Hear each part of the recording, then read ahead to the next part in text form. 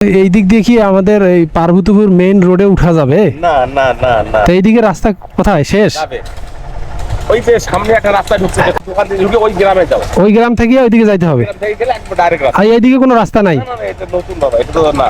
ও আচ্ছা, এগুলা তো মনে হয় কয়লা খনি থেকে টাকা দিছিল।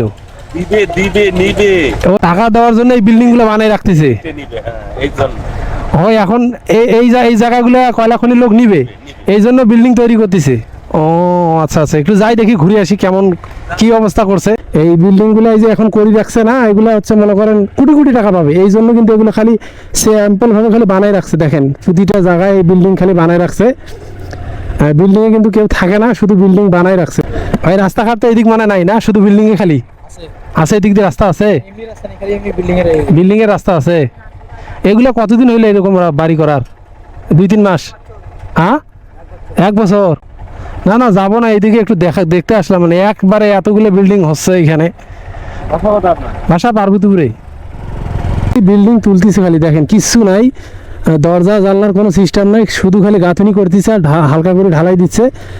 মানে কোনো সেই ধরনের বড় বড় পিলার দিয়ে করা নাই, মানে এগুলো হচ্ছে খালি করে রাখতেছে যে এখন যাদের যতটুকু বাড়ি ঘর আছে সেই হিসাবে টাকা দিবে, এই লোভে তারা শুধু খালি বিল্ডিং তুলতেছে। আমাদের দেশেরও একটা ক্ষতি এইভাবে কাজগুলো করা, কিন্তু আমার মতে এটা আসলে অনেক খারাপ হচ্ছে। আপনাদের জায়গা অনুযায়ী আপনাদের টাকা দিবে, তো আপনাদের মতে কি আসলে কাজটা ঠিক হচ্ছে কিনা আপনারা একটু কমেন্টে অবশ্যই জানাবেন।